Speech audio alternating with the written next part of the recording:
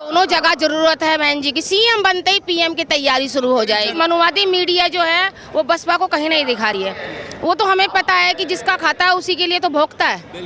बसपा को जो समर्थक है वो अपने आप में एक स्टार प्रचारक है और वो निकल गया अपने मोबाइल लेकर सोशल मीडिया का फायदा दिखाने के लिए और गाँव में जाकर लाइव करके फोटो खींचकर दिखा रहा है कि चारों तरफ सिर्फ बसपा ही बसपा छाई है। नमस्कार, बहुजन सेंचुरी देख रहे हैं आप। मैं विकास सिंह बौद्ध। अभी हम लोग गाजियाबाद में मौजूद हैं। बहन जी की रैली होने वाली है और हमारे साथ पूनम अम्बेडकर जी मौजूद हैं। आप सभी इनसे परिचित होंगे, सोशल मीडिया पे आप देखते ही रहते हैं पूनम अम्बेडकर जी को। सबसे पहले मैं जानना चाहूँगा, आप तो कब से ग्राउंड रिपोर्टिंग भी कर रहे हैं, आप जा रहे हैं, तो क्या माहौल दिखा आपको उत्तर प्रदेश में और आज यहाँ पर आप क्या संदेश देना चाहेंगे? 4-5 दिन से हम यूपी में थे और बसपा का प्रचार कर रहे थे और ग्राउंड रिपोर्टिंग ले रहे थे, क्योंकि मनुवादी मीडिया जो है वो बसपा को कहीं नहीं दिखा रही है। वो तो हमें पता है कि जिसका खाता है उसी के लिए तो भोगता है और उसी के गुण भी गाता है। तो वही हो रहा है जो मनुवादी मीडिया है। और बसपा को जो समर्थक है वो अपने आप में एक स्टार प्रचारक है और वो निकल गया अपने मोबाइल लेकर सोशल मीडिया का फायदा दिखाने के लिए और गाँव में जाकर लाइव करके फोटो खींचकर दिखा रहा है कि चारों तरफ सिर्फ बसपा ही बसपा छाई है। क्योंकि गाँवों में जाकर जब हमने महिलाओं से बात करी तो उन्होंने कहा कि हमारे गाँव में तो किसी की चर्चा नहीं है सिर्फ बहन जी के अलावा, क्योंकि उनका जब शासन आता है तो सर समाज का ध्यान रखा जाता है। गरीबों मजलूमों की सरकार है वो और उन्हीं का ध्यान रखती है, क्योंकि वो उद्योगपतियों से पैसा लेकर बिकती नहीं है, वो किसी के हाथों बिकती नहीं है, कठपुतली नहीं है। वो सर समाज की, गरीबों की, मजलूमों की पार्टी है जिनका ध्यान रखती है। उनके में विकास होता है, शिक्षा पर ध्यान दिया जाता है। उनका जो शासन है गुंडे मवालियों को खत्म करने का शासन होता है। जो सरकारी कर्मचारी हैं वो अपनी ड्यूटी ठीक समय पे करते हैं और सही काम करते हैं, ईमानदारी से। घूस रिश्वतखोरी सब खत्म हो जाती है और सबसे ज़्यादा तो शिक्षा पर उनकी सत्ता में ध्यान दिया जाता है, जिससे कि देश का विकास होता है और युवा का विकास होता है। और वही सरकार ने बंद कर दिया है। युवाओं को फांसी लगाने पर मजबूर कर दिया है, नौकरियां खत्म कर दी है, रोजगार खत्म कर दिया है, कमाने का साधन सारा खत्म कर दिया है, किसानों को फांसी लगाने के लिए मजबूर कर दिया है। तो अब की बार सिर्फ बहन जी को लाना है हम लोगों को। हमारे गांव में पूरे में चर्चा है कि सिर्फ बहन जी को वोट, एक तरफा वोट जाएगा बहन जी को। बहन जी का जो नारा है हर बूथ कैंपेन को जिताना है, ये कैसे कर पाएंगे आप लोग बूथ कैंपेनिंग में?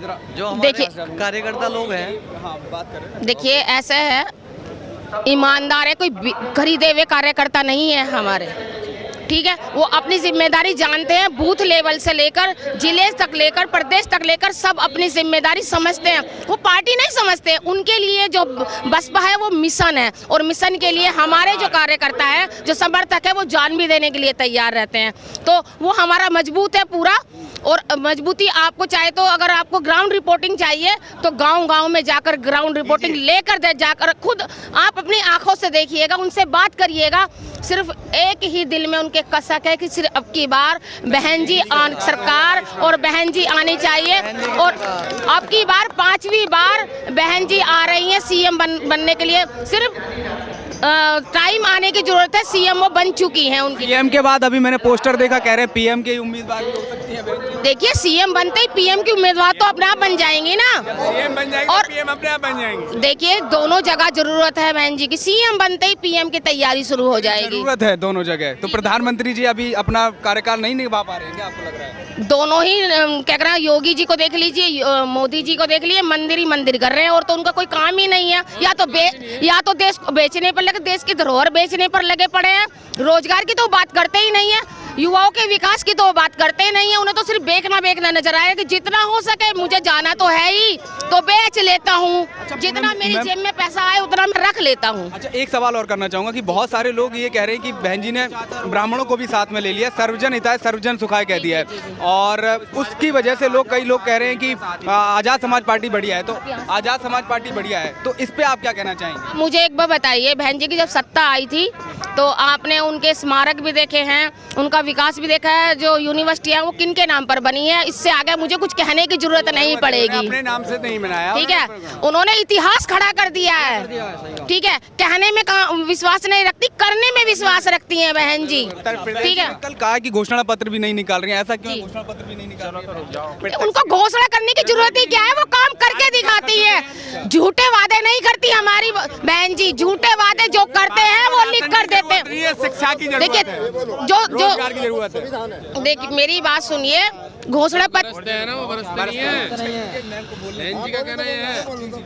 घोषणा पत्र की जरूरत क्या है, वो तो काम करती हैं, उनका तो काम बोलता है। वो लिखकर झूठे वादे नहीं करती है कि ये लो मैं तुम्हारा आने से ये काम कर दूंगी, वो तो करके दिखाती है। पिछला रिकॉर्ड उठाकर देख लीजिए ना, उनको 4 बार की सत्ता का, चारों तरफ विकास के अलावा कुछ नजर नहीं आएगा आपको।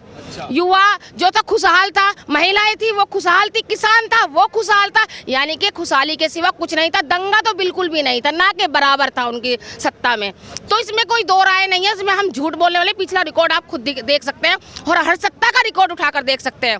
बहन जी का शासन सबसे बढ़िया शासन है, चाहे ब्राह्मण समाज हो, चाहे ओबीसी समाज हो, चाहे दलित समाज हो, चाहे मुस्लिम समाज हो। अब की बार चारों तरफ से एक ही आवाज आ रही है कि बसपा सरकार और बहन जी 5वीं बार सीएम।